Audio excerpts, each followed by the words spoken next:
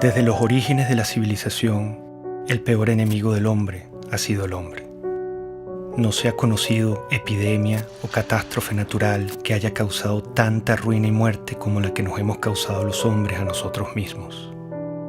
Las guerras, las tiranías y las dictaduras son las cicatrices humanas más vergonzosas de la historia de la civilización.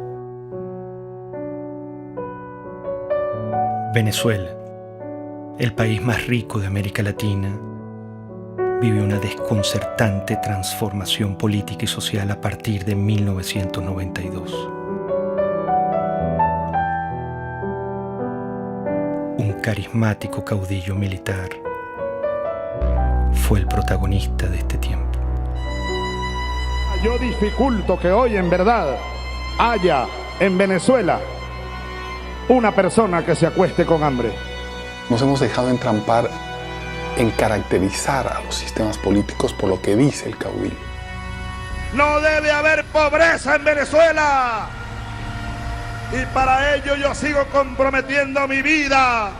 Nunca he visto un país que colapse completamente. Colapse desde el punto de vista económico, colapse desde el punto de vista social, colapse desde el punto de vista político, colapse en las instituciones. Tenemos que llegar a cero miseria, a cero pobreza en los próximos años. No es fácil.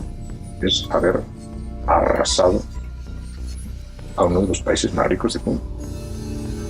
Los indicadores de salud. Bueno, vean ustedes los cambios, pues esto es lo nuevo. Esto es lo nuevo. Se coloca a Venezuela en el país con más inseguridad, con más homicidios, con más inflación. Somos la primera potencia petrolera de este mundo. Tenemos la reserva de petróleo más grande. En Venezuela hay petróleo para 200 años. El chavismo yo creo que es una colección fantástica de todos los errores de política económica que se han cometido en la historia. La economía debe ser enfocada con un objetivo central: satisfacer las necesidades de la sociedad, como queramos llamarlo. Por una política que ha enconado profundamente al país, dividiéndolo de una manera prácticamente suicida. El socialismo es el único camino a la paz perdurable, a la justicia social. Por eso la revolución nuestra, hay que recordarlo, pacífica, pero armada. No se equivoquen, burgueses. Mire lo que significó el chavismo para Venezuela. Una verdadera tragedia. Un país que ha perdido su democracia. El que quiera ver una democracia pujante, sólida, madura, venga a Venezuela, venga nada más. Yo creo que él nunca ocultó lo que él quería hacer. Yo creo que Chávez llegó con un proyecto de poder, nunca con un proyecto de país. Fuimos las víctimas de una peste ideológica que nos pisoteó, que incendió la piel de nuestro pueblo, que calcinó y enmudeció a nuestra Venezuela.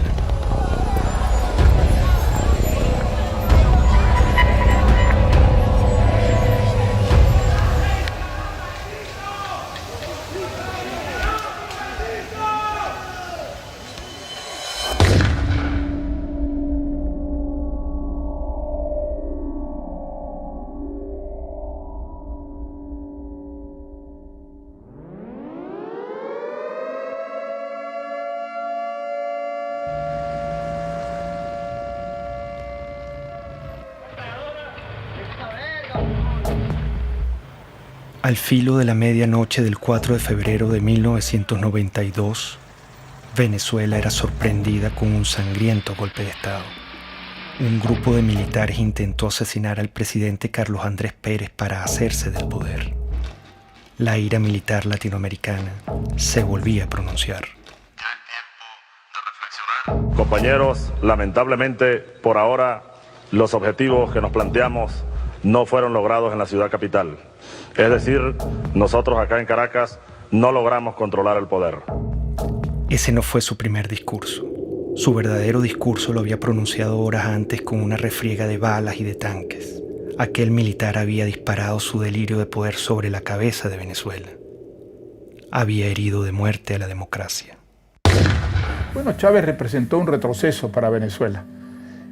Seguramente la democracia venezolana era imperfecta y necesitaba muchas reformas. Creo que cuando termine esta pesadilla que vive Venezuela, habrá una comprensión cabal del desastre que significó el golpe de Estado. El golpe irrumpe por las ansias personales. Ellos argumentaron que había un problema social y que ellos venían a hacer justicia. Chávez, desde que entró a la Academia Militar, prácticamente planeó la insurgencia, desde que era teniente. Y siendo teniente coronel, que había planificado eso durante por lo menos 15 años, usó su cátedra en la escuela militar para preparar e infiltrar. Eso fue un plan armado durante muchísimos años.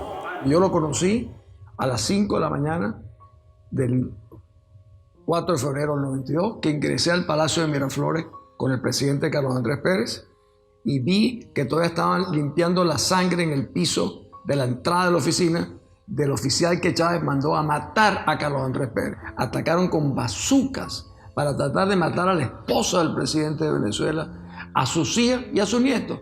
Si él hubiera triunfado en el golpe, hubiera fusilado a Carlos Andrés Pérez y hubiera fusilado a su familia. Para él, la muerte ajena es un instrumento de lucha política.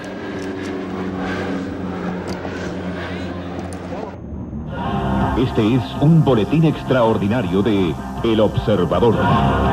Ustedes pueden observar en este momento cuando uno de los aviones Bronco intenta lanzar cohetes exactamente en este momento está cayendo uno de los cohetes cerca del Palacio.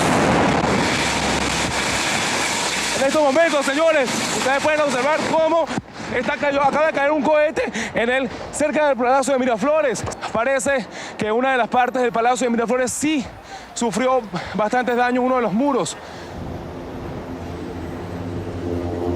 Yo fui días después del 4 de febrero a Miraflores, vi todas las balas en todos lados. Y después me tocó ser ministro durante el 27 de noviembre, donde vi los asesinatos en el Canal 8, el set de crímenes que cometieron también ahí. Era el regreso del golpismo a Venezuela, era el regreso del militarismo, que tanto daño nos han hecho, tanto el golpismo como el militarismo.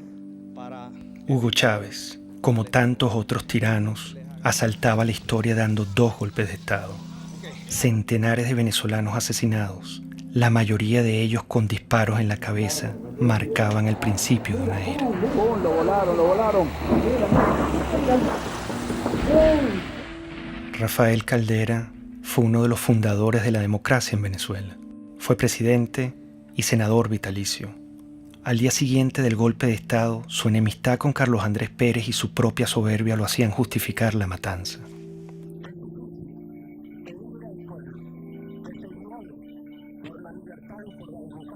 Su ambición de poder le daría un rol protagónico en el ascenso de Hugo Chávez. Irresponsablemente llegó a decir: debo confesar que el 4 de febrero Chávez me causó una excelente impresión como se la causó a todo el mundo. Aquellos segundos que usó Chávez en la televisión presentaron un hombre equilibrado, sensato. Lo cierto es que Hugo Chávez acababa de asesinar a centenares de venezolanos.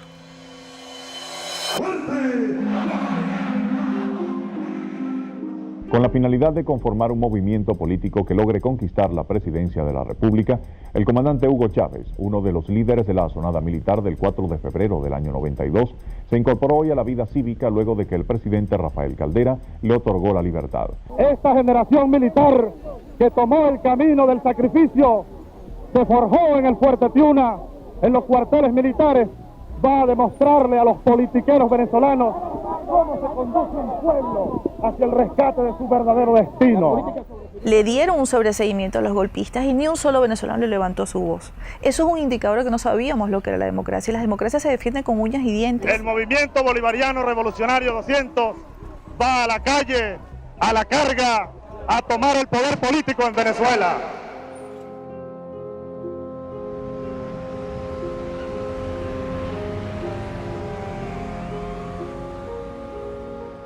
La democracia generó oportunidades, expectativas que implicaban un enorme desafío para las instituciones políticas y económicas y no se dio con la velocidad que estos millones de venezolanos que salían de la pobreza y que emergían en una vibrante clase media quería seguir ascendiendo y aspirando. Hugo Chávez entendió que había un pueblo muy desilusionado, que estaba harto de los políticos de siempre, que estaba harto de las oligarquías de siempre, que estaba harto de las élites de siempre. Puso en el centro de la conversación nacional a un grupo humano muy importante de los venezolanos que habían sido excluidos. El año que viene se ve esto horroroso y gracias a los gobernantes, que es lo que nos han llevado a este extremo.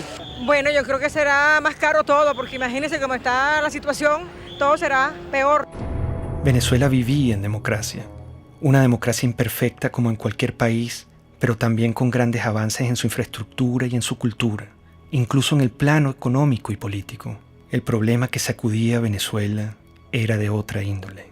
El problema era moral. Empieza la declinación de la corrupción, el centralismo, la incompetencia, las élites que miraban desde atrás y querían obviamente servirse del gobierno, pero no querían servir en el gobierno. En mi opinión, fueron los empresarios venezolanos, fueron los medios de comunicación venezolanos y fue la cúpula política venezolana la que trajo a Chávez. Había un hartazgo con la clase política, había un hartazgo con los partidos principales, había un hartazgo con la dirigencia. Bueno, yo creo que el año próximo va a ser un poco difícil, puesto que la perspectiva que nos está dando el gobierno es porque vamos a tener que apretarnos más el cinturón de lo que tenemos. Venezuela padeció momentos críticos de corrupción en el pasado. Quedó una tierra fértil para que llegara un Mesías. Chávez logró comunicarse directamente con el pueblo venezolano. Chávez es el hombre que realmente nos va a ayudar a llevar la democracia como tiene que ser. Que es el hombre que estamos esperando para que transforme nuestra patria. Las grandes causas que traen a Chávez son las mismas que en todos estos regímenes. Y es que la democracia, que siempre, en casi todos los casos, tiene una presencia previa. La República del Weimar precede a Hitler, el presidencialismo italiano precede a Mussolini. Sí, hay una presencia, una democracia previa.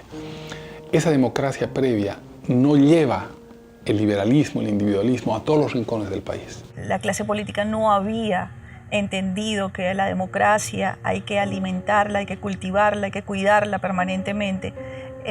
Comenzó a decaer. Esos 40 años de democracia fueron los primeros y los únicos 40 años en los que Venezuela estuvo gobernada por civiles.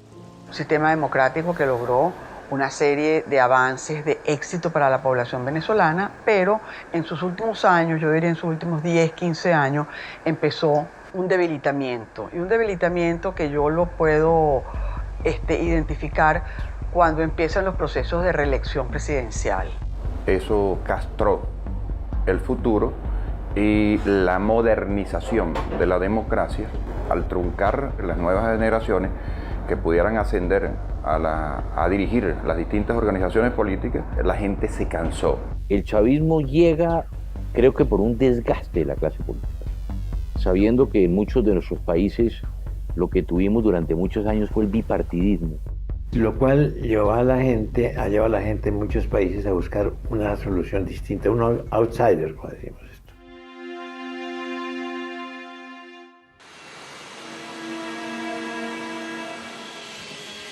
Hugo Chávez apenas salía de la cárcel viajó sospechosamente a La Habana, Cuba. Fue recibido con honores de jefe de Estado por Fidel Castro. Ahora, nuestro homenajeado de esta noche, el comandante Hugo Chávez.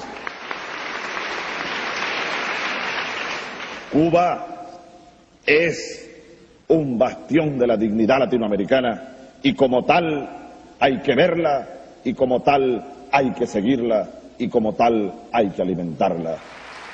Y lo hizo. Prometió extender la mano al proyecto revolucionario de Castro y usar el petróleo de Venezuela como recurso político de expansión ideológica. Un proyecto estratégico de largo plazo, en el cual los cubanos tienen y tendrían mucho que aportar, mucho que discutir con nosotros. Es un proyecto de un horizonte de 20 a 40 años. Un inmenso abrazo bolivariano para todos ustedes.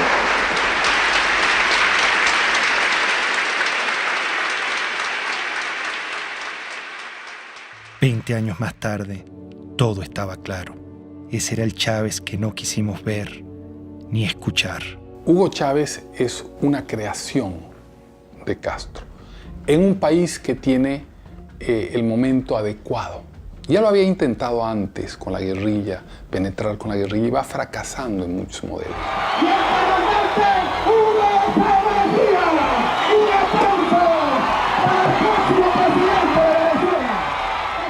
Llegó a Venezuela y se lanzó a la presidencia de la República. Recorría el país en su Volkswagen rojo para mostrar que venía del pueblo. Los venezolanos pronto olvidaron al militar asesino. Con su magnetismo y carisma, engañó intencionalmente al país. ¡Qué grande es el pueblo de Venezuela! Nos hemos dejado entrampar en caracterizar a los sistemas políticos por lo que dice el caudillo y no por los resultados reales. Para defender un pueblo masacrado, expropiado, mancillado y humillado por esas cúpulas políticas que expropiaron el derecho a la vida. Lo que hubo es una retórica que ilusionó a mucha gente en favor de los pobres, en favor de la igualdad. El populismo de Chávez es embelezador, sabe enamorar a la ciudadanía. Cuando Chávez se vuelve candidato presidencial, bueno, entonces él dice que él es un tipo muy moderado, que él no es socialista, que él no es comunista, que él no va a cerrar ningún medio de comunicación. Yo no soy socialista, no, yo creo que ya el mundo de hoy, la América Latina que viene, requiere un salto adelante. ¿Para usted Cuba es una dictadura o no es una dictadura? Sí, es una dictadura. Lo que Chávez proponía no era una cosa militar, él proponía una cosa democrática, un modelo basado en la tercera vía de Blair. Aquí hay un modelo de transición de 5 líneas. Yo te la dejo y espero pues las críticas y los aportes. Esa no es la tercera vía, esa es la vía venezolana. Pero la referencia de tercera vía es porque estamos buscando una economía humanista y un sistema político que sea democrático verdaderamente, que atienda al ser humano, Granier, que sea humanista, decimos. El presidente Carlos Andrés Pérez, a quien Chávez paradójicamente intentó asesinar en su golpe de Estado, advirtió la calamidad que se avecinaba. ¿Cuál es la tragedia que usted avisora si gana Chávez? Bueno, una dictadura. Y nosotros sabemos lo que es una dictadura. Aquí no hay ley, aquí no habrá derecho de expresión, aquí las cárceles se abrirán para quienes no estén de acuerdo con ese gobierno, no se le permitirá a nadie disentir, y todos los problemas que hoy vemos y que queremos acabar, los problemas de corrupción, los problemas del poder judicial, todos se harán más graves aún. Hugo Chávez Frías, 2.794.062 votos, 56.23%. Excelente, excelente, porque es la recuperación de los valores, es la recuperación de la dignidad también de la patria. Bueno, feliz, contento por el triunfo de nuestro comandante para que mejore nuestro país. Todo se ha consumado. Chávez. El militar traidor y asesino llegó al poder. ¿Cómo lo permitimos? ¿Estábamos tan mal como sociedad? ¿Qué nos pasó?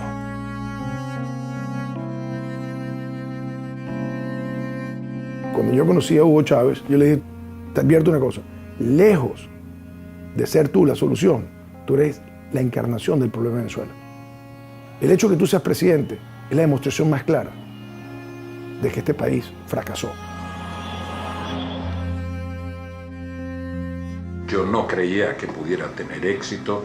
Lo que oía del propósito, el propio juramento de la Constitución, me parecía de un adanismo esencialista muy peligroso. Te lo juro sobre esta moribunda Constitución, impulsaré las transformaciones democráticas necesarias para que la República Nueva tenga una carta magna adecuada a los nuevos tiempos, lo juro. Yo he sido siempre reformista, entonces todos los liquidacionistas me parecen que son ahistóricos, que van en contra de la historia, que crean lo que Malraux decía, revoluciones que son un día de fuego y 50 años de humo. Chávez se encuentra con una nación rota, malherida y rabiosa, presa fácil para un caudillo populista. Yo creo que Chávez era un personaje muy simple, cuando yo lo conocí. Simple en sus planteamientos políticos, que no tenía claros. Quería un cambio en Venezuela, pero no sabía exactamente muy bien hacia dónde. Chávez, el líder o el payaso o el cómico o el político saca de la tumba a ese Drácula que causó tantas millones de muertes y tanta pérdida de valor en el siglo pasado, y lo desentierra y lo pone a caminar precisamente en nuestra América Latina y destroza Venezuela. En México se dice que no hay pillo que no sea simpático. Y yo creo que Chávez es una perfecta descripción de eso. Por lo menos era muy simpático. No quiero abundar en la parte de pillo. Siempre lo que quiero y mis palabras es la ley.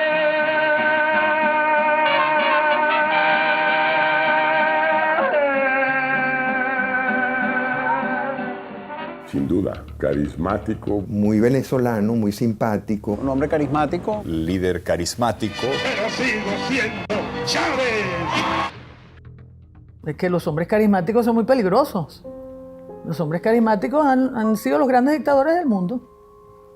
La gente se conecta emocionalmente, no racionalmente, con ese personaje.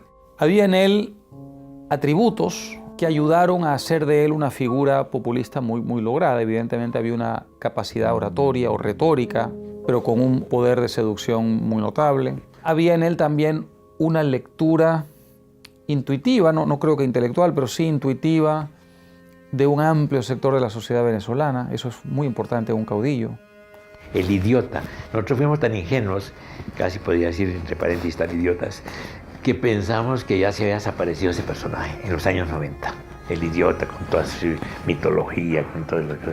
Resulta que el idiota reapareció enterito, exactamente con todos los dogmas.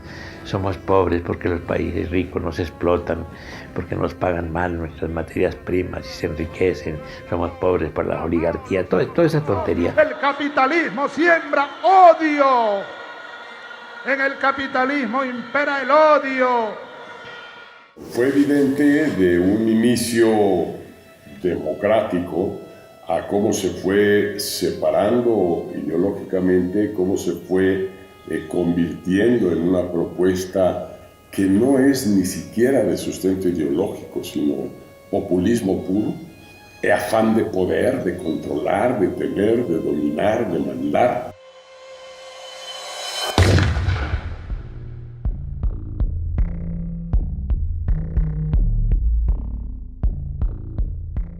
Menos mal que surgió en su momento y a tiempo la Revolución China.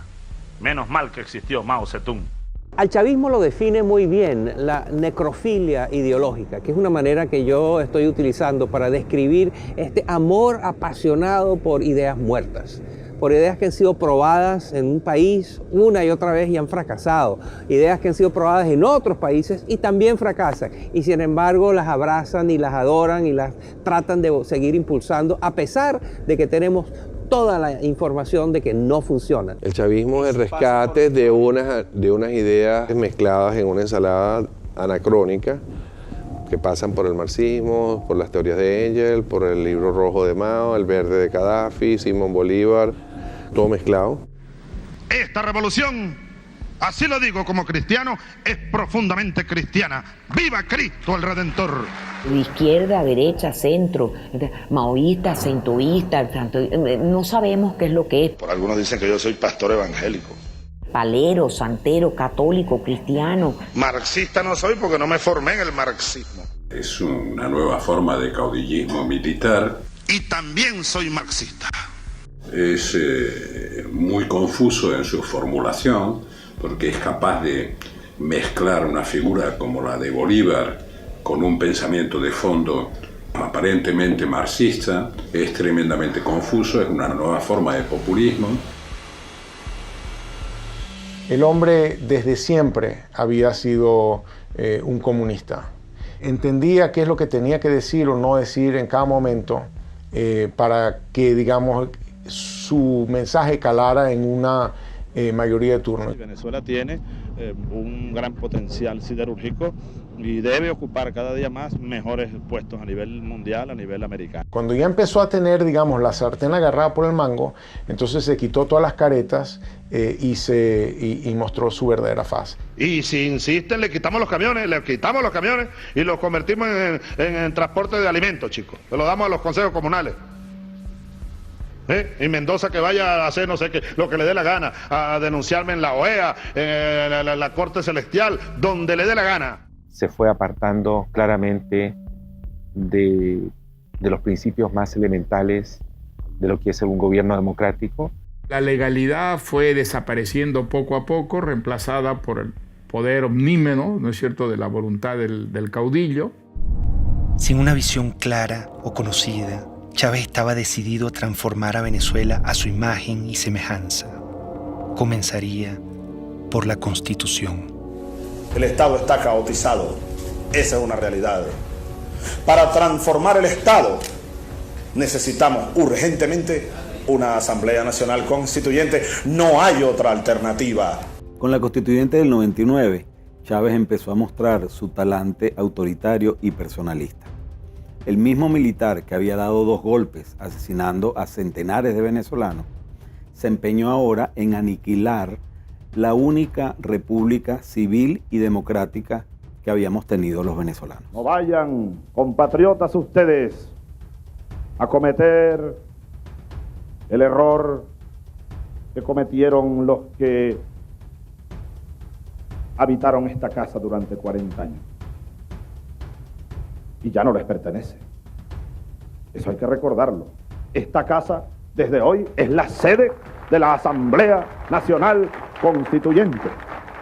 Como un pésimo augurio de lo que iba a venir, el mismo día de la votación ocurrió la catástrofe natural que hoy recordamos como la tragedia de Vargas. Si la naturaleza se opone, lucharemos contra ella y la haremos que nos obedezca.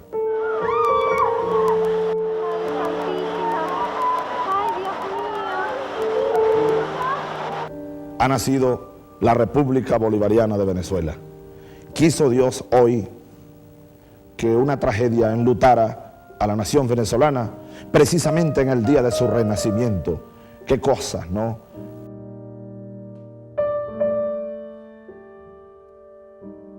El drama que se vive en el estado Vargas es definitivamente inarrable. No se conoce las personas que perdieron la vida en esta implacable tragedia natural.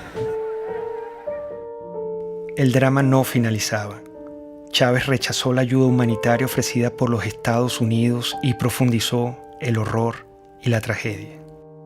Vargas era un bastión desde el punto de vista geográfico, geopolítico, porque es la entrada del país, es el puerto, es el aeropuerto.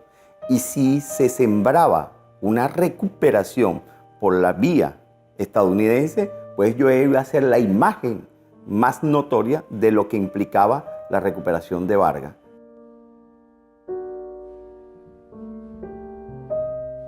Realmente Fidel Castro influyó totalmente en las decisiones que tomó Chávez con respecto al deslave. Chávez no podía concebir en ningún caso nada que contradijera lo que ya se encaminaba del proyecto con Fidel. Con la tragedia de Vargas, Chávez mostró su desprecio por el venezolano y su único interés, el poder. Renombraría a Venezuela, reescribiría la historia, cambiaría la hora y la forma del escudo nacional y le impondría una nueva estrella a la bandera. Todo era una nube ideológica. Su mentor lo guiaba. Castro es la persona determinante en la evolución de Chávez. Castro vio que Chávez le daba al castrismo y a Cuba la gran oportunidad soñada. Es decir, lo que no logró el castrismo mandando a Che Guevara a invadir y a conquistar militarmente Venezuela, la idea histórica que siempre ha tenido el castrismo de que Venezuela debía ser un territorio dominado por el castrismo, en todo caso como fuente de suministro de petróleo, y fundamentalmente como punto de expansión para sus políticas en América, se halló Chávez. Un líder joven lleno de vida, al quien le quedan por delante grandes tareas que realizar, hasta la victoria siempre. Y ahí Fidel lo agarra, lo seduce y le vende la idea del socialismo y de lo que él había aprendido de los soviéticos, que era la construcción de un Estado autoritario, totalitario, basado en las premisas de la Unión Soviética. ¡Viva el comunismo! ¡Здравствует коммунизм! ¡Patria o muerte! ¡Родина или смерть! ¡Мы победим!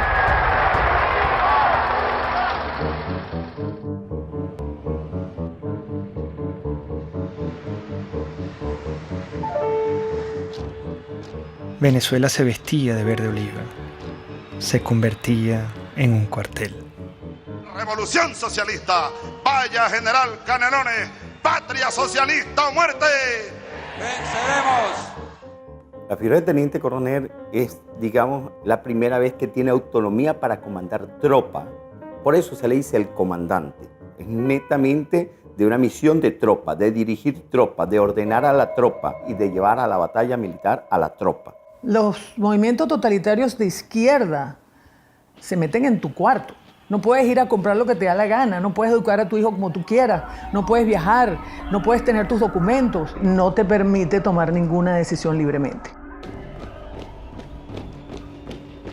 Él dijo, la revolución es pacífica pero no pendeja, porque los tanques, los aviones, los fusiles y los cañones de las Fuerzas Armadas están al servicio de la revolución. Porque de ahora en adelante tendremos generales, almirantes, oficiales y tropas revolucionarios, antiimperialistas, socialistas y chavistas, para que les duela más.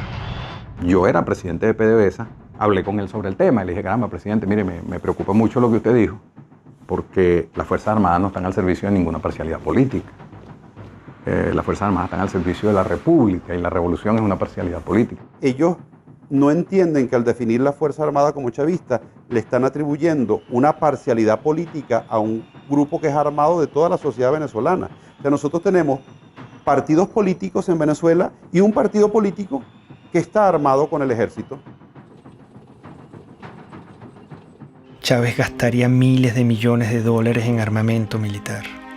Si tomamos en cuenta que desde 1830 las armas venezolanas solo han sido usadas contra venezolanos, el peligro era inminente.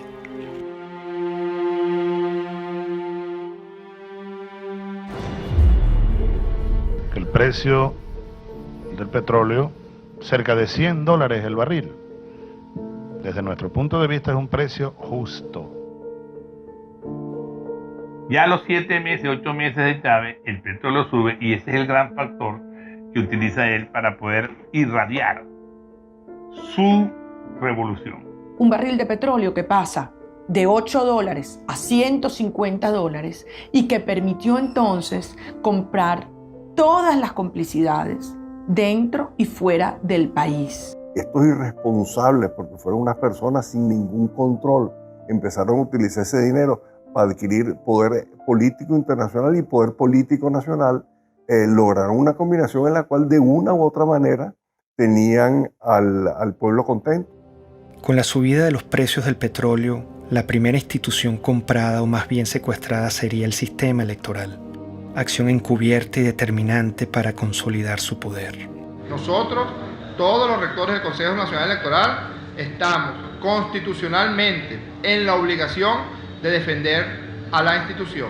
La primera jugada maestra fue en el sistema electoral. Pusieron al frente del Consejo Electoral a Jorge Rodríguez, un psiquiatra experto en manipulación de masas y en manipulación de la verdad. A partir de entonces, nunca más en Venezuela hubo una elección libre y transparente como se conoce en las democracias del mundo entero. Un gobierno que llegó al poder también por las urnas, con elecciones, y luego también siguió celebrando algunas elecciones, se hizo reelegir, pero donde evidentemente existía un control y una concentración de poder muy fuerte. Chávez y el chavismo y todo el poder cubano ya desde el principio empiezan a construir el fraude. Consejo Nacional Electoral de Venezuela niega la posibilidad de realizar un reconteo de votos. La presidenta del organismo, Tibisay Lucena, anunció que escrutar las papeletas sería regresar al sistema electoral manual del pasado. Primero reclamamos que Tibisay Lucena vaya presa porque hizo fraude. El fraude fue genial. La forma como lo armaron fue genial. Y la razón por la que era imposible detectar era porque el fraude no fue hecho generalizado, sino puntual. Cada mesa tenía una forma de hacer el fraude en esa mesa. Uno no puede esperar nada de un régimen que lo controla todo y poner tus esperanzas en lo electoral.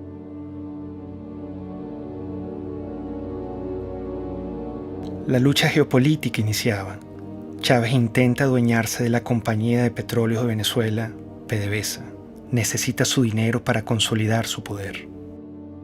Esa élite de PDVSA ha pasado la línea. Entonces yo anuncio lo siguiente. Anuncio la destitución, despido de las siguientes personas. El 11 y 12 de abril del año 2002 fue consecuencia de su intento de radicalización al mandar 50 leyes que nadie había discutido, al confrontar la autonomía de Petróleos de Venezuela, al radicalizar su posición con respecto a lo que era un equilibrio político en el cual, digamos, la gente pensaba que habían ciertas normas de convivencia. Yo no tengo problema de rasparlos a toditos si a toditos hubiera que rasparlo. Ante el autoritarismo chavista, la gente no se quedó tranquila. El 11 de abril, Chávez había pretendido tomar control arbitrariamente de PDVSA para concretar su proyecto hegemónico latinoamericano. Frente a esto, millones de venezolanos salieron a las calles a protestar como nunca antes se había visto en la historia de Venezuela. Que prosigamos pacíficamente nuestra marcha a solicitar la renuncia del presidente de la República. El canal 2 se llama, como todos sabemos, Radio Caracas Televisión. El canal 4 se llama Venevisión. Y el canal 10 se llama Televen. Esos tres canales están en este momento fuera del aire. ¿Hasta cuándo? No sé.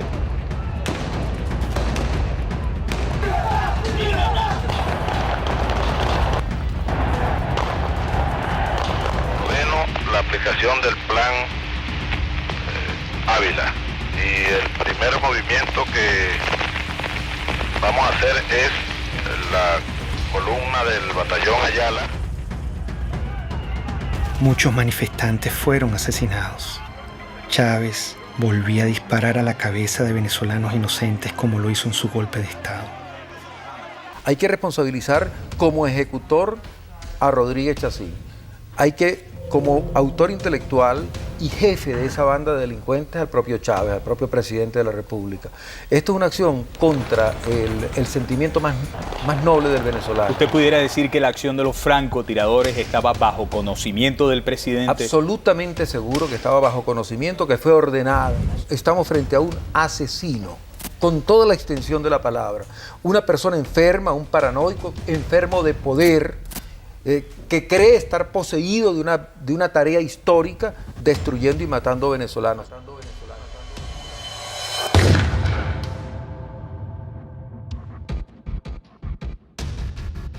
La certeza de que el país estaba encaminado hacia los peores pasos posibles me llegó el 11 de abril de 2002, porque era un país en el que el odio, el resentimiento y la violencia se habían enseñoreado ya, y se habían enseñoreado desde el poder contra la ciudadanía. Y esto va sobre todo a los empresarios nacionales, los productores nacionales. Algunos andan metiéndoles miedo que si yo les voy a quitar la tierra que tienen, las vaquitas que tienen, no les vamos a quitar nada, les vamos a dar. En Venezuela murió el productor agropecuario Franklin Brito, quien se encontraba en huelga de hambre por defender sus tierras en el estado de Bolívar. En todo momento el Estado venezolano utilizó todo el poder del gobierno para torturar a mi papá, para mantenerlo preso en un hospital militar. Mi papá ya iba a cumplir 9 meses en un hospital militar contra su voluntad. Chávez inicia un circo de expropiaciones y asaltos a la propiedad privada. En aquella casita que está allá vivió Bolívar recién casado. Esa casita que se ve ahí con 2 balcones. Y ahí lo que están en unos negocios, exprópiese. Él expropia y no produce y además quiebra a los que están produciendo. Si tratan de parar la producción, les expropio todas las plantas de procesamiento de arroz. Se las expropio, no tengo problema. No crean que les voy a pagar con dinero contante insonante. Si Chávez sobrevolaba en helicóptero una zona agrícola y Chávez se asomaba a la ventana y decía, ¿de quién son esas tierras que están ahí? Están bien buenas esas tierras. Bueno, al día siguiente esas tierras estaban expropiadas. Entonces ahora yo les digo, yo estoy interesado en comprar y vamos a nacionalizar el Banco de Venezuela. Empieza a hacerse el estado de la banca, de seguros, de industrias, sobre todo industrias de alimentos. Las va destruyendo y deja al pueblo de Venezuela sin comida, con el cuento de que el empresario es un hereje, que no tiene virtudes. O sea, vuelve a un discurso muy, muy antiguo, maniqueo, de buenos y malos. Que están explotando a la clase media sobre todo, porque ellos, los privados, casi no construyen viviendas para el pueblo. No, ellos siempre hacen es viviendas de alto costo para la clase media y la exprimen a la clase media, la exprimen. Cuando yo veo que Hugo Chávez Frías dice que comenzaría el proceso de expropiación, ya lo habían hecho con algunas empresas, y que había que atacar la empresa privada, y dije, ay, ¿qué es esto? Cambió el rumbo totalmente, pero el Hugo Chávez del 2000, del 98, ese no era el Hugo Chávez Frías, y ahí están todos millones de venezolanos, creímos en una esperanza. Esa esperanza se sepultó porque yo lo viví en carne propia. El daño económico que se le ha causado a la sociedad venezolana, que podría ser hoy día uno de los países más prósperos del mundo, después de haber tenido el boom de los precios del petróleo. Y sin embargo es un país que está arruinado, con un crecimiento negativo gigantesco, con desabastecimiento, con pobreza, con angustia, con desesperanza. Frente al atropello, una mujer lo encaró. Por favor. ¿Cómo puede usted hablar de que respeta al sector privado en Venezuela cuando se ha dedicado a expropiar, que es robar? Este es el momento de darle respuestas al país, a las más de 180.000 madres y mujeres que en estos 13 años han perdido a sus hijos, a sus esposos, a sus padres, y a los cuales no se les ha hecho justicia. Esto es lo que yo hablé desde el fondo de mi alma, del corazón, del estómago. Yo estaba hablando por eso, por las más de 100.000 mujeres que han perdido un ser querido y que nunca le han ni siquiera pedido perdón o dado el pésame, de las amas de casa que ya se peleaban por un litro de leche. Es lo peor que ha pasado porque antes uno no estaba así. Uno tiene que hacer cola para comprar pañales, para comprar leche, para comprar comida. Uno aguanta hambre, pero como uno le dice a un bebé que no puede comer, todo se va en comida.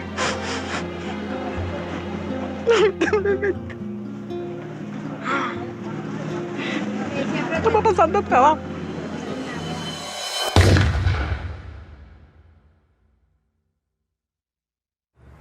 Esta gente todo lo que ha hecho es irracional. Si hubieran tenido algún economista sensato que les hubiera dicho, esto no se puede hacer. El trueque. Y al final todos salimos ganando. ¿Saben cómo se llama eso? Socialismo. No, aquí no estamos produciendo para ganar dinero. El chavismo yo creo que es una colección fantástica de todos los errores de política económica que se han cometido en la historia. En los libros de texto están llenos de cosas que el mundo ya ha aprendido a no hacer. Pues el chavismo las ha hecho todas. Venezuela tiene el peor desempeño económico del mundo. En este momento no hay país que tenga una caída del producto más grande que la de Venezuela, no hay un país que tenga la inflación más grande que la de Venezuela, no hay un país que tenga la escasez más grande que la de Venezuela. Bueno, la situación económica no está bien. Nosotros vendíamos pollo, pernil, hervido, todo eso. Esto funcionaba bien. De repente, todo se fue para abajo. La situación del país está terrible, lo que provoca es llorar. Todos roban, todos. Todo es una corrupción total. El chavismo es un fenómeno político difícil de explicar a quien no ha estado en Venezuela y a quien no lo ha vivido. Y exacerbó al límite nunca imaginable uno de los grandes males de nuestra historia, que es la corrupción administrativa. Y entonces los que uno vio que llegaron aquí, como decía Chávez, con las patas en el suelo, hoy son grandes potentados, grandes millonarios. El único camino a la justicia es el socialismo, no es el capitalismo, no es ese canibalismo que se quiere implementar en el Estado. Ministro, ¿no es contradictorio hablar de capitalismo cuando usted tiene una corbata de Louis Vuitton, unos zapatos Gucci? Yo no sé claro que no es contradictorio, porque yo quisiera que Venezuela produjera todo eso y entonces yo comprar todo lo que se produzca aquí y no tener que importar el 95% de los rubros que consumimos. Hicieron un negocio como jamás se ha visto. Pues. Nosotros hemos presenciado el gran saqueo que se le ha hecho a Venezuela, que probablemente en ningún país del mundo haya habido un saqueo tan a fondo y tan organizado como este que hubo en nuestro país. Es mentira que hubo una lucha contra la corrupción, todo lo contrario, este ha sido el gobierno más corrupto que existió en la historia de Venezuela, aprovechándose del histórico barril del petróleo que llegó a superar los $100 varios años. Tanto gasto desproporcionado y lujo se apoyaría con el crimen organizado. En entrevista exclusiva con NTN 24, Emily Blasco, corresponsal del diario ABC en Washington, aseguró que el hijo del fallecido presidente Hugo Chávez utilizó aviones de la petrolera estatal PDVSA para transportar droga hacia el extranjero. En el libro ilícito lo que yo simplemente documento es que no hay nada nuevo con respecto al crimen, excepto que llegó el siglo XXI y le añadió la posibilidad de tener grandes carteles criminales que operan internacionalmente y que trafican con todo tipo de ilícitos, de gente, de drogas, de armas, de dinero y de política. El chavismo es un proceso por el cual el lumpen, los sectores delincuenciales de una sociedad se apoderan del poder. No son los intelectuales que uno soñaba en el marxismo-leninismo que se apoderaban del poder. Son los sectores más delincuenciales de la sociedad y por eso son tan audaces, por eso pueden ser tan crueles. Y por eso tienen un hambre de poder que no respetan amigos, que no respetan a quienes los han apoyado. Que yo voy a gobernar con los mejores, con los más capacitados. No tengo compromisos partidistas, ni personales, ni particulares con nadie. Chávez lo que hizo fue, para preservar el poder, crear varias bandas de pandillas. Y estas pandillas tienen distintos jefes. Y eso explica la estratificación, eso explica por qué Venezuela se convirtió en un narcoestado. Como Venezuela se convirtió en un sistema cleptocrático. Cuando la gente me dice este es un estado fallido, yo digo es un narcoestado criminal fallido. El ministro de Interior, Justicia y Paz, Miguel Rodríguez Torres, indicó que las maletas contenían 1,3 toneladas de droga, una de las incautaciones más grandes que se han hecho en Francia. De acuerdo con Rodríguez, un total de 22 venezolanos han sido detenidos, de ellos 8 son militares. Este régimen que con las dos manos, la izquierda y la derecha, robaba, destruía, también tenía geopolíticamente dos manos. La mano petrolera, la mano negra, la mano fuerte, y la mano blanca de la cocaína que venía de Colombia y se redistribuía de Venezuela. Conforme va debilitándose la mano negra, la mano petrolera, pues hay más necesidad de la mano blanca. En México se discute y se debate si al Chapo Guzmán lo extraditan a Estados Unidos. En Venezuela el Chapo Guzmán sería ministro. A través de este medio de comunicación, Lindsay Salazar, quien es uno de los hombres importantes de la seguridad que tuvo Diosdado Cabello, denunció que el presidente de la Asamblea Venezolana sería el líder del Cartel de los Soles, una banda de narcotráfico internacional que tendría entre sus miembros a varios militares venezolanos. Diosdado Cabello es oriundo también del estado donde yo nací también. Era un muchacho muy humilde del pueblo del Furreal, pero la ambición desmedida de este señor se convirtió a tal magnitud que con el Pollo Carvajal, general narcotraficante vinculado al Cartel del Sol, que hacía lo que le ordenaba Diosdado Cabello, impulsaron y protegieron el narcotráfico en Venezuela. Es una cosa terrible lo que voy a decir, pero esto ha funcionado más como una banda delincuencial que como un sistema político. Por eso es tan difícil explicárselo a la gente de fuera. Venezuela se convirtió en un narcoestado. Jueces, ministros, diputados, incluso la familia presidencial era acusada y encarcelada por ello. Los índices de criminalidad se desataron.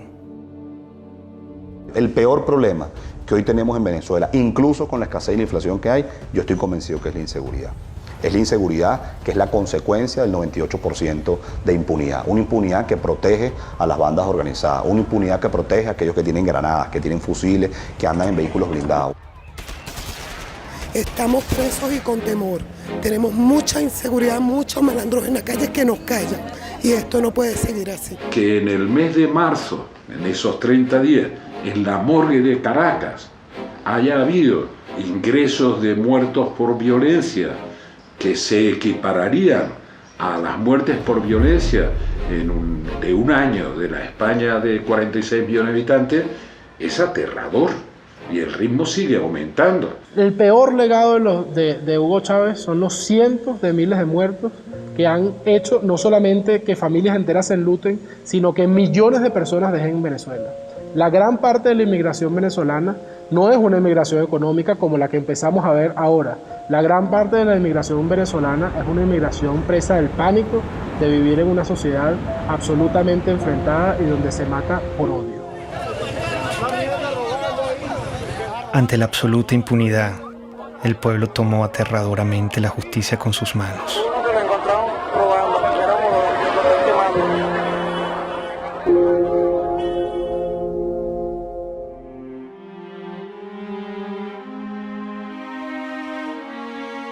En la lógica totalitaria no existen argumentos, existen posiciones e intereses. Y está la revolución y lo que le conviene a la revolución, y están los enemigos de la revolución y lo que le conviene a los enemigos de la revolución. Y si tú dices algo, nunca te contestan una idea. Porque hay informes de que estuvo en la Orchila. Claro, de la tú Orchila. estás repitiendo basura. Tú lo que estás aquí es repitiendo basura. Eso no es cierto. Tú lo que estás repitiendo basura. No, yo le estoy preguntando. Pero está bien. Mi labor es preguntar. Está bien, pero estás recogiendo la basura. Estás recogiendo el basurero, el estiercolero. Siempre te hablan de ti, de tu posición, de tus intereses, pero no de la idea. Yo creo que sin lugar a dudas la violencia que se vive en Venezuela, de todo tipo, es también producto del discurso. Para que no sean ridículos, ¿vale? Es un tarado, es un imbécil, no sabe ni hablar. Es un fascista. Y este bandido lo tiene. Con su plata. Se concentró en una forma de hacer política abiertamente polarizante, generando la división entre los buenos y los malos. ¡Y jalabola de los yanquis! ¡El candidato jalabola! Métodos horripilantes, degradación verbal, violencia. ¡Yanquis de mierda! ¡Váyanse al carajo 100 veces! Cuando tú ves que te nombran escuálido en televisión nacional, le insultan a las personas que piensan diferente, indudablemente está coaccionando a las Fuerzas Armadas a sentirlo como enemigo. Y el enemigo, dentro de la mentalidad militar, hay que destruirlo, hay que aniquilarlo. Chávez empezó a ser amigo o a presentarse como amigo de aquellos violadores a los derechos humanos, como eran Gaddafi, que inclusive fue invitado a Venezuela y le dieron honores. El caso de Omar al-Bashir, quien por cierto al día de hoy todavía tiene una orden de captura por crímenes de lesa humanidad. Incluso Mugabe también fue, digámoslo así por lo menos lo presentó como amigo de Chávez. Entonces de alguna manera Chávez trató de incorporarse y crear su grupo, digamos, de socios violadores de los derechos humanos para hacerse ver como víctimas de lo que son los gobiernos tradicionales. En América Latina también tenía sus aliados. Las fuerzas del comunismo, del terrorismo y del narcotráfico lo postularon como su líder continental.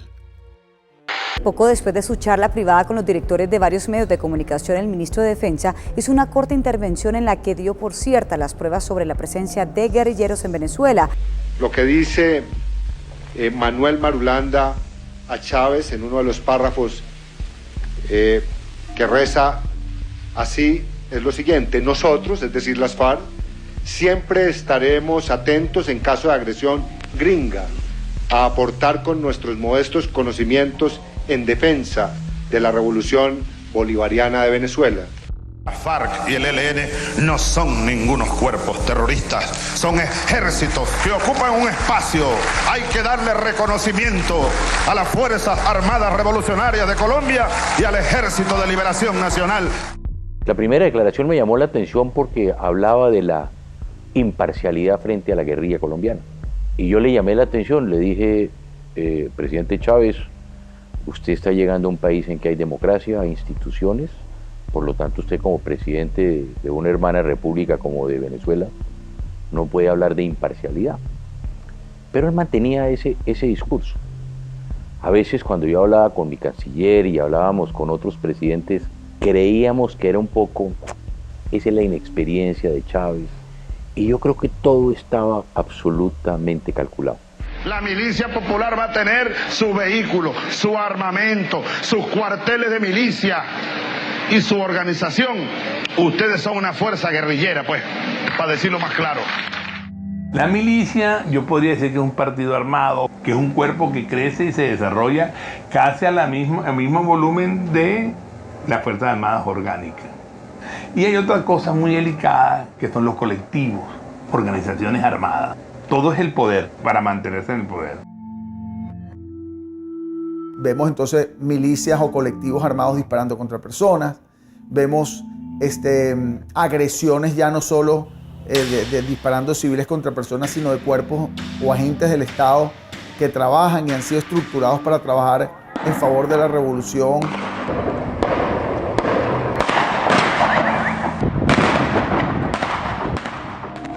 Se dispuso a controlar hasta la última conciencia. No quería críticas. La libertad de expresión también debía ser pisoteada. Hay un señor por ahí, de esos representantes de la oligarquía, que quería ser presidente de la oligarquía. Y que luego esos gobiernos adecocopellanos le dieron concesiones para tener un canal de televisión. Estoy viendo la televisión, una cadena más, y me llama la atención el tono en el que está hablando delante de militares. Y ahí es donde él hace el anuncio de que él va a cerrar a Radio Caracas. No habrá nueva concesión para Radio Caracas Televisión. Se acaba la concesión. Ya está redactado la medida. Así que vayan preparándose, apagando los equipos, pues.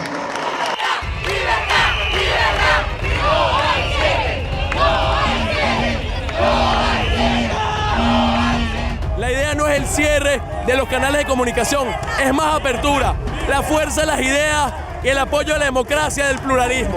Pero no nos van a cerrar la conciencia y nos van a cerrar el corazón. El presidente Hugo Chávez ratificó que este domingo a medianoche sacará del aire a la cadena Radio Caracas Televisión, una medida criticada internacionalmente como un acto de censura. La única forma en que la concesión no termine es que el domingo 27 a medianoche Hugo Chávez no sea presidente de Venezuela. En el fondo era querer controlar los medios de comunicación, que eso fue lo que lo llevó a diseñar esta cosa de la hegemonía comunicacional y ir cerrando la libertad de expresión hasta que queda un pequeño espacio. Yo una vez leí que los jóvenes hacen política desde la indignación, ¿no? Yo creo que lo que nos motivó en el 2007 fue la indignación. Es como que vimos que se metieron en nuestra casa, te apagaron la televisión, ese momento fue muy dramático cuando se acabó la señal, fue algo que se metió en la vida de uno, no era tanto si Chávez era popular o no, sino que era ilegal y era inmoral y estaba malo y era inaceptable que decidieran por ti. No podemos ser ajenos a lo que pasa en el país, no podemos vivir en un cuadrito, libertad de expresión y estamos en la calle. Me motivó a mí en 2007, o lo que me llevó a dar un paso al frente para colocarme en la vanguardia, fue especialmente la libertad de expresión y muy específicamente el cierre de RCTV.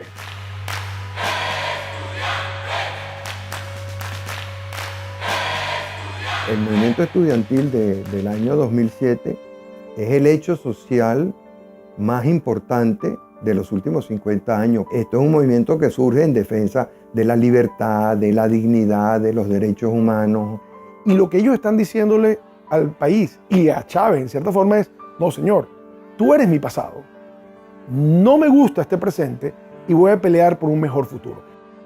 Soñamos con un país donde podamos ser tomados en cuenta sin tener que estar uniformados. Eso fue un punto de quiebre, porque los estudiantes salimos de las aulas a la calle. Estar en la calle si fuera necesario, pero el pueblo tiene que salir, pero el pueblo tiene que acompañarnos, pero la gente en esos barrios de Caracas, oprimida, pobres y sin posibilidades, tienen que salir a pelear por su futuro. Somos unos jóvenes que apenas con 21, 22, 20 años de edad salimos con nuestras manos blancas de manera creativa, irreverente, con mucho espíritu desafiante en las calles, pero siempre de manera no violenta.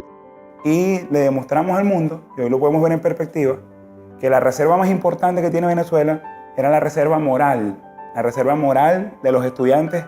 Ese movimiento estudiantil logró generar pasión, esperanza, energía, fe en la gente que sí se podía. Pese al surgimiento del movimiento estudiantil, Chávez siguió su proyecto hegemónico.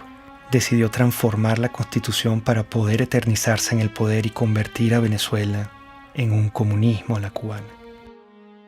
Hugo Chávez en el año 2007 lanzó una reforma constitucional que no planteaba sino la destrucción del Estado liberal venezolano. Aceptamos el reto electoral, organizar a millones de venezolanos, defender esos votos y ganar. La única forma que ese día, que la noche del 2 de diciembre, no estuviéramos dispuestos a respetar, a hacer respetar la voluntad popular, era que nos mataran. Por eso el gobierno se echó para atrás y no se robó la elección del 2007. La opción del no, 4.504.354 con un 50.70%.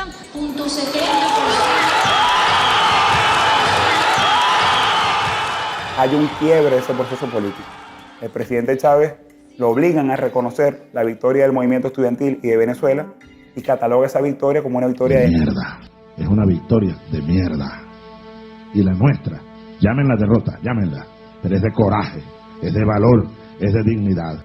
Ese movimiento estudiantil le originó nada más y nada menos que la única derrota que tuvo Hugo Chávez, la única derrota que se llevó a la tumba el 2 de diciembre de 2007, cuando se frenó la reforma constitucional. Creo que es allí donde empieza la debacle de Hugo Chávez y que culmina, por supuesto, en lo que hoy tenemos, que es el desastre absoluto. La derrota frente al movimiento estudiantil radicalizó sus políticas de persecución contra la oposición. Convirtió en enemigo a todo aquel que no se le doblegaba. Y yo lo acuso ante el pueblo y ante el mundo por golpista y por fascista. Tú te das cuenta de que en el patrón hay sistematicidad que empieza por la estigmatización criminal, la señalización de una persona como un criminal. Compadre, vamos a ver quién va preso primero, desgraciado, si tú o yo. Hasta su eventual encarcelación, su persecución y su neutralización a través del uso del sistema judicial. Tenemos el caso emblemático de María Lourdes Afiuni, una persona que por ser juez y por cumplir con sus funciones fue individualizada como enemigo expresamente por el presidente Hugo Chávez Frías. Entonces habrá que meterle pena máxima a esta jueza y a los que hagan eso, 30 años de prisión. Eso crea un efecto intimidatorio de escalada, un efecto dominó ante todos los jueces, porque ningún juez pues hoy día en Venezuela va a tomar una decisión contraria al gobierno porque sabe que va a ir preso y además en el caso de la jueza Afiuni hasta abusada sexualmente. El poder se estaba empezando a servir, estaba empezando a utilizar a las autoridades del sistema judicial, a las autoridades del sistema penal, a las policías, a la fiscalía, como armas de persecución por motivos políticos. Fechas en las que se han producido cerca de 4.000 detenciones, arrestos o privaciones arbitrarias de la libertad de fundamentalmente jóvenes por protestar contra el poder. Ese pobre muchacho no estaba haciendo nada. Ha pasado con los médicos, los farmacéutas, la religión judía, los hebreos también han sido perseguidos. Aprovecho para condenar de nuevo, desde el fondo de mi alma y de mis vísceras, al Estado de Israel. ¡Maldito seas, Estado de Israel! La Iglesia Católica. Si quiere, hágalo, señor cardenal, para que usted termine. Se siguen reuniendo. Preso. Preso con sotana y todo. No hay nadie en Venezuela en este momento, al día de hoy, que no puede decir que de una u otra manera no ha sido víctima de alguna forma o alguna modalidad de persecución por parte del gobierno.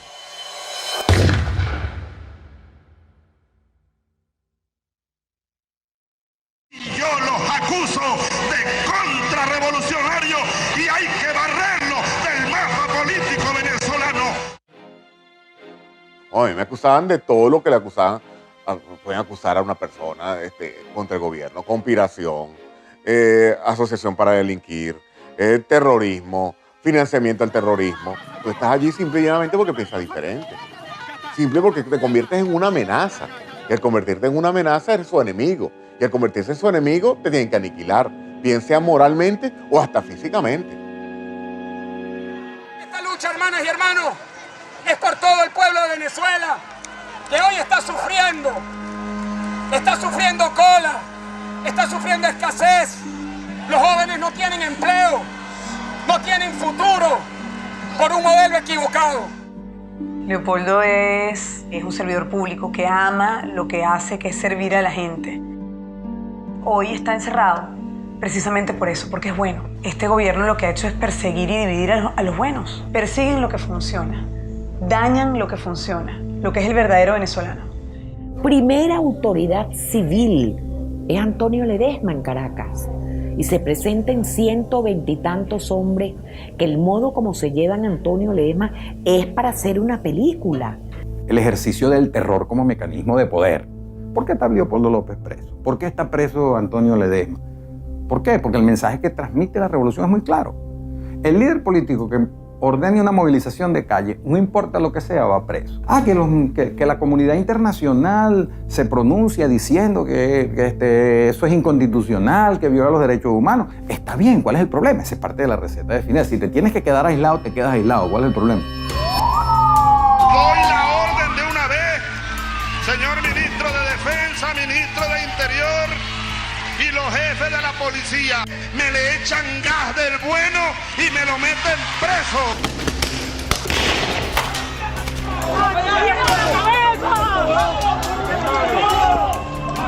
Chamo, están matando a gente, loco.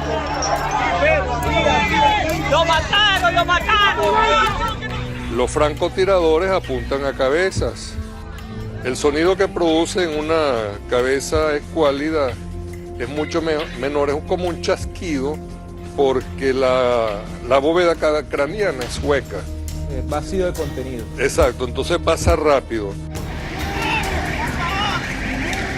Nosotros vimos organismos de seguridad del Estado dispuestos a matar a nuestros hijos con balas en la cabeza, dispuestos a dispararle en las piernas para que no huyeran. David Vallenilla tenía 22 años y un efectivo militar lo vio solo y desarmado. Le disparó a quemarropa. David cae al suelo y recibe una segunda descarga. Como puede, se levanta y da unos pasos, los últimos de su vida. Su cuerpo fue despedido con las letras del himno nacional, cantado por sus compañeros cuando era trasladado a la morgue.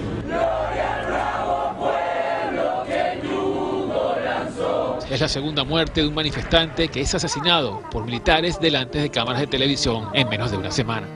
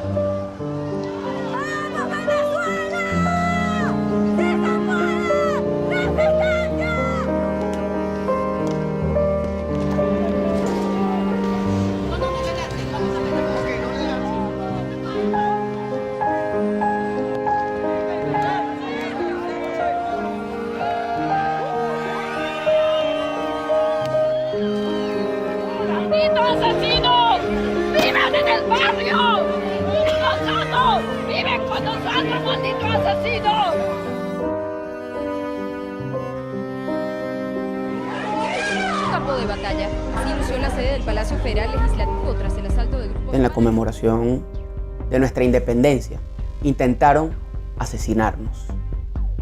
Intentaron acabar con la vida de parlamentarios electos por el voto popular. Unos golpes no son nada en comparación a los casi 100 jóvenes que han asesinado esta dictadura en Venezuela.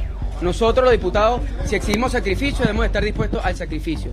Sí, los golpes nos duelen, pero no es más allá del dolor que sentimos cada vez que vemos que se nos deshace el país. La tortura ha sido en Venezuela sistemática porque Hugo Chávez hizo un guión con sus organismos de seguridad del Estado que todos siguieron los mismos funcionarios, los mismos métodos para lograr lo mismo, que es el control social, para castigar al disidente, para causarle más daño. No solamente estás preso, sino que además te torturo. Y bueno, los nuevos métodos de tortura, que son las torturas blancas, ¿no? Que se implementan en la llamada tumba.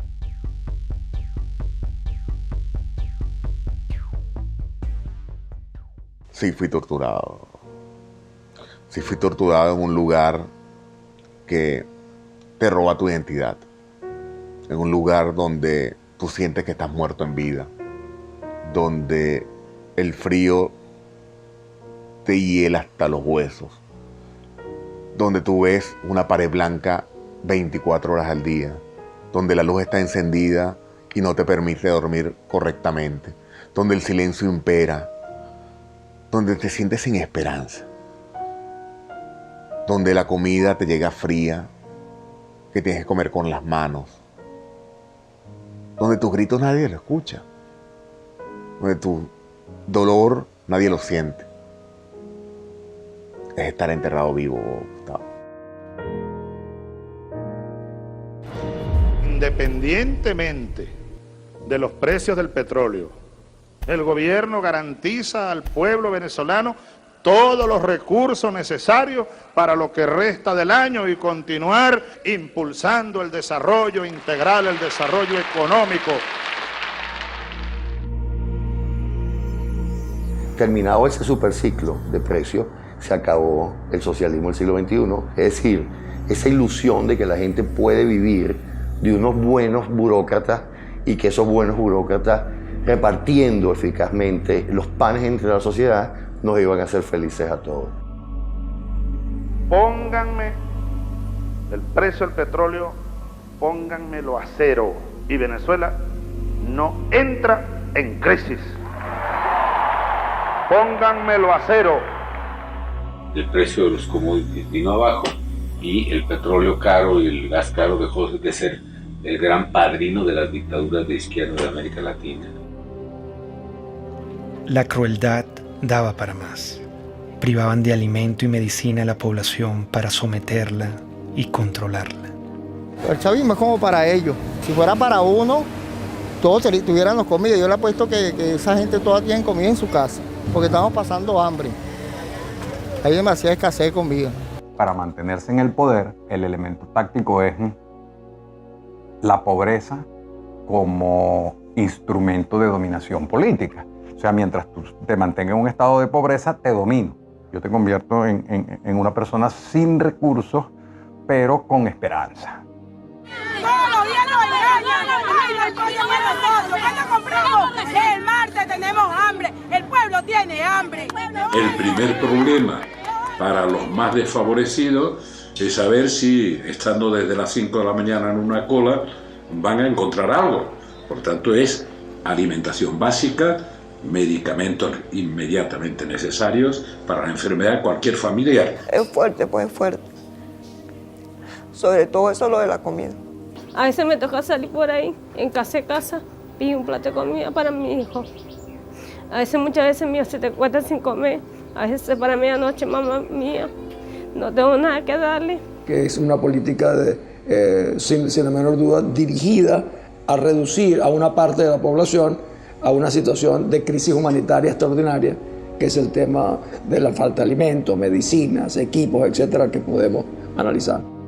Largas colas y humillación marcaban al pueblo para que pudiera acceder a migajas de comida. Estamos cansados, chamo, de hacer cola, estamos cansados de esta mariquera todos los días. Los viejos, los jóvenes, mira, los bebés en pijama, ¿qué es esa vaina? En Venezuela se han importado alimentos para alimentar a 3 países del tamaño de nuestro país. A la canciller Rodríguez, que es una mentirosa, que le damos comida a 3 naciones. Si no hay comida para Venezuela, ¿cómo le vamos a dar a 3 naciones? Si un venezolano va a una farmacia hoy, 90% de escasez en medicamentos para la atención, 99% de escasez para medicamentos neurológicos para el Parkinson y las convulsiones, 70% de escasez en analgésicos y antipiréticos, 80% de escasez en antibióticos. Yo como médico jamás he visto una biopsia que diga usted tiene cáncer de derecha, usted tiene cáncer de izquierda. Son enfermedades a las cuales hay que darle atención, a las cuales el Estado está en obligación de atender y hoy lamentablemente no lo está haciendo, no está sucediendo. El problema de la salud venezolana no fue de plata, plata hubo. Se robaron todos los dólares y la gente se muere porque no hay medicinas y se muere porque no hay comida. ¿Dónde está eso? Se lo robaron. Es la impotencia de ver cómo la gente a mi alrededor se está muriendo por hambre, por falta de medicina, por oxígeno en un hospital.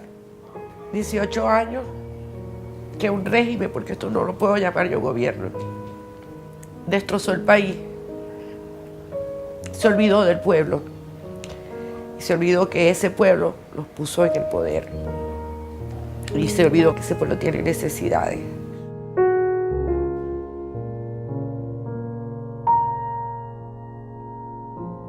Cínicamente culparon a los colombianos de la escasez que ellos mismos habían causado. No cesa el número de colombianos deportados por parte de las autoridades venezolanas. Ya son 283 que han llegado aquí a la frontera colombo-venezolana en La Guajira colombiana.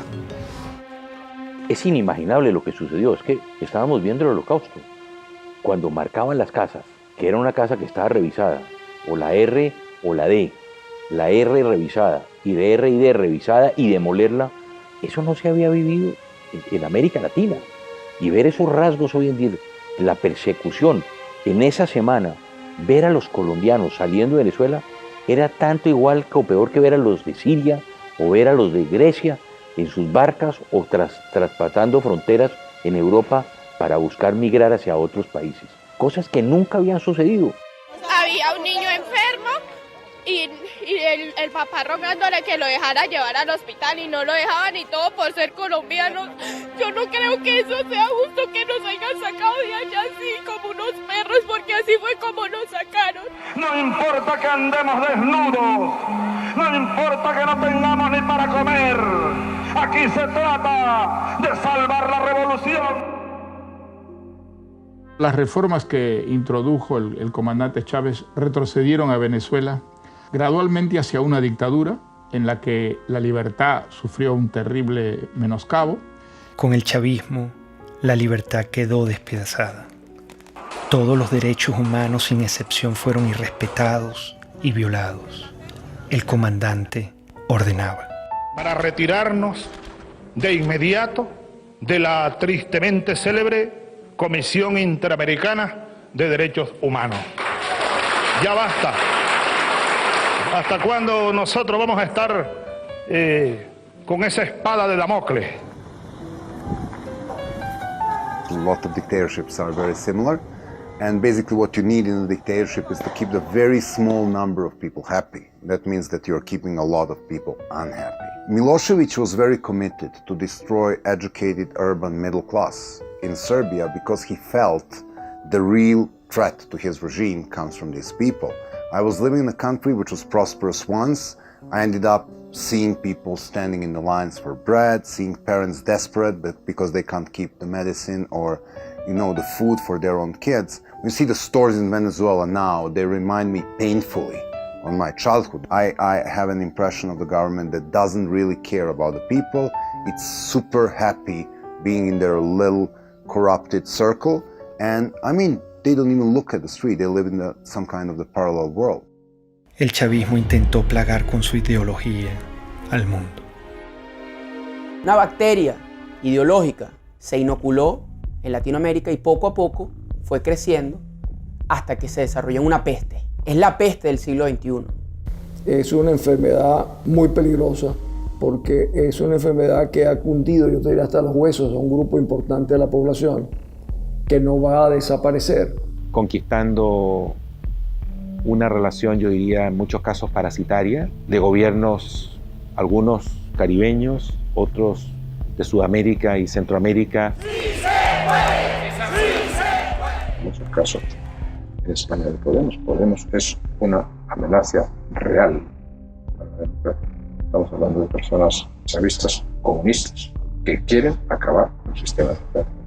Ser demócrata es expropiar, aunque os duela. ¿Qué es lo que haría un gobernante decente? Expropiar. A los bancos que están acabando viviendas les expropiaría y las pondría en alquiler social. Recordemos que la influencia económica de Venezuela, por ejemplo, cómo logró comprar conciencias, comprar voluntades, comprar adhesiones usando los petrodólares.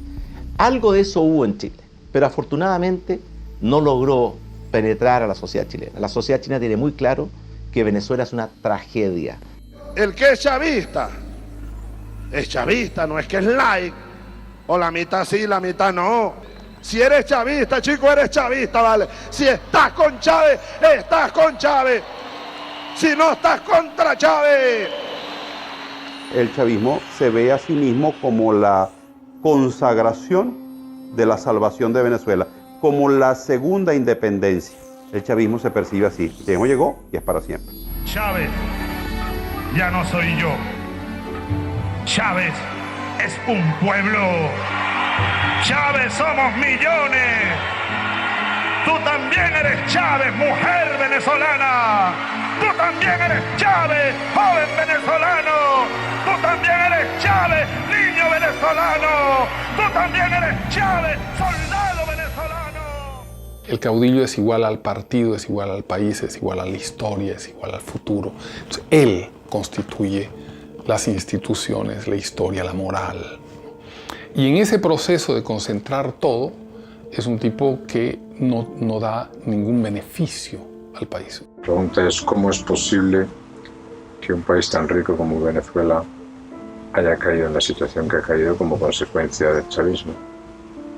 Pero también la pregunta podría ser muchas otras. ¿Cómo es posible que la Alemania, que era la gran nación avanzada en la literatura, en las ciencias, en la cultura, en la música, cayera en manos de una banda criminal que llevó al mundo a una guerra terrible y fue autora de un genocidio, los nazis, espantoso? Chávez empezó a convertirse en un traidor a la identidad venezolana. Empezó a cubanizar a Venezuela y empezó a introducir conceptos políticos que no forman parte de nuestra cultura. Yo creo que ese fue el gran error de Hugo Chávez. Creo que en la cima del poder se perdió y en la cima del poder adquirió unas ideas completamente desvinculadas con la sociedad.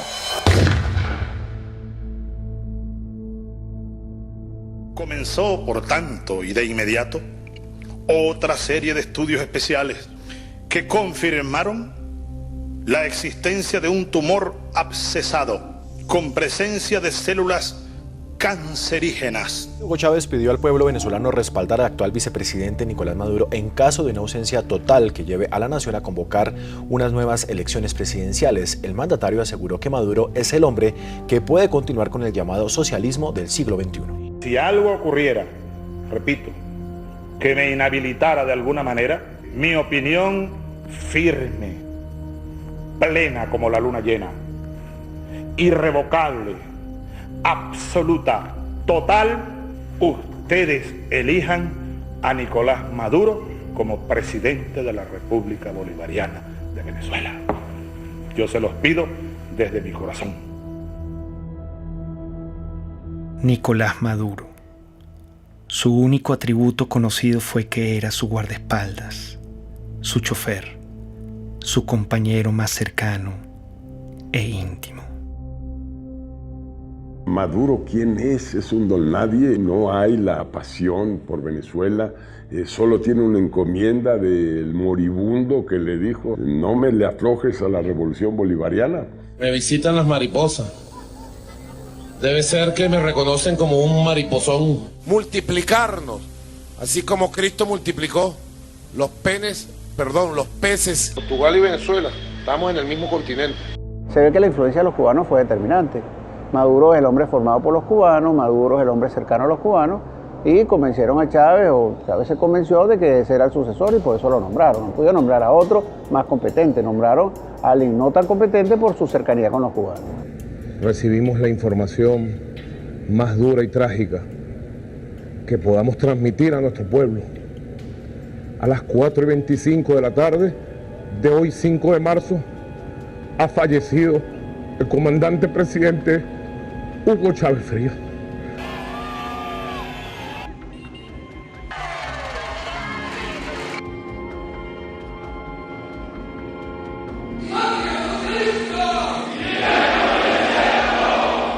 vaya en paz. Aquí nosotros seguiremos su misión.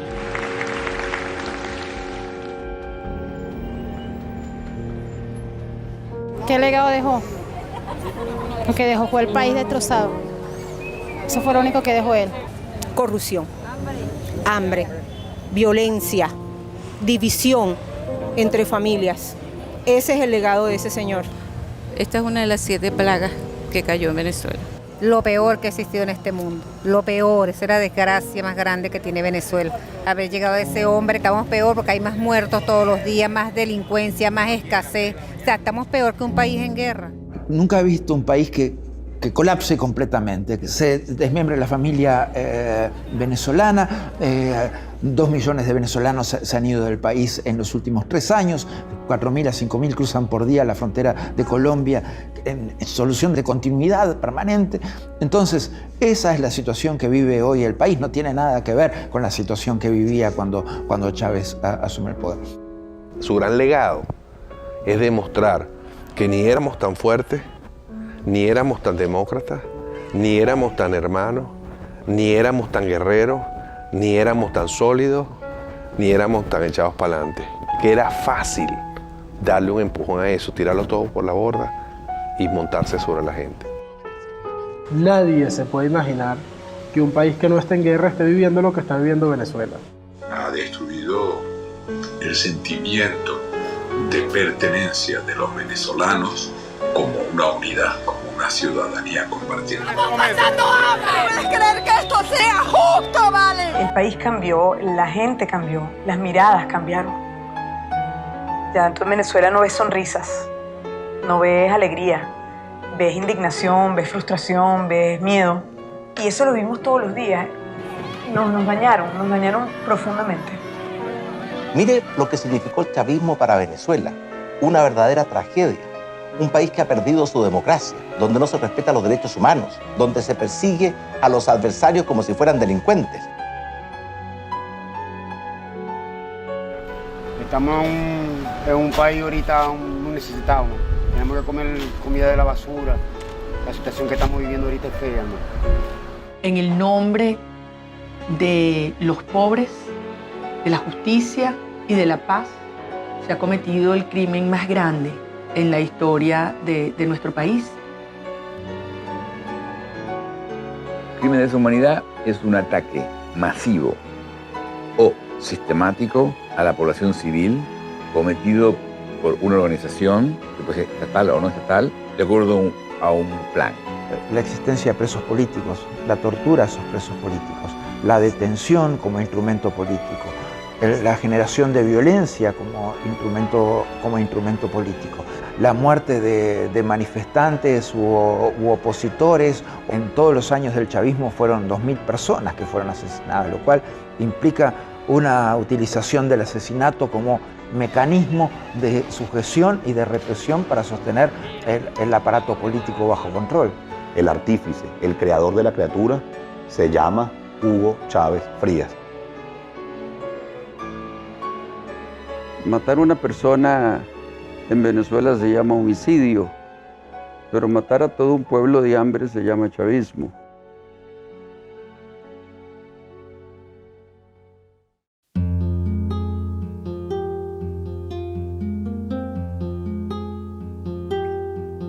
La única forma de inmunidad que existe contra la peste chavista es la conciencia. Mientras nuestro aliento sea capaz de empañar una lámina de vidrio, tendremos fuerzas suficientes para luchar por la libertad.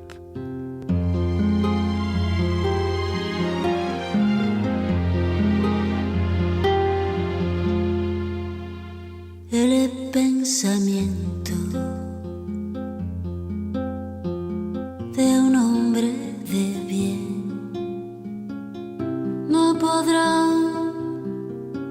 nunca encarcelar. Es luz, es luz, es luz en la oscuridad.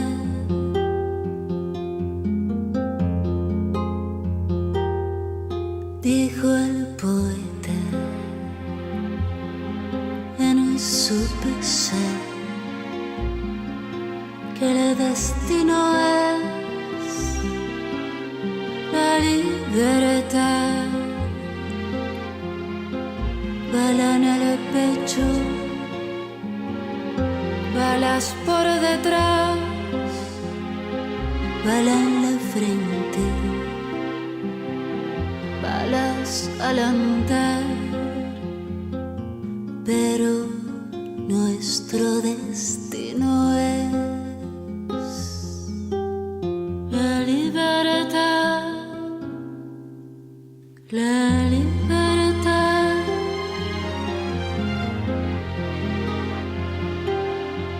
Todos los sueños de un hombre de bien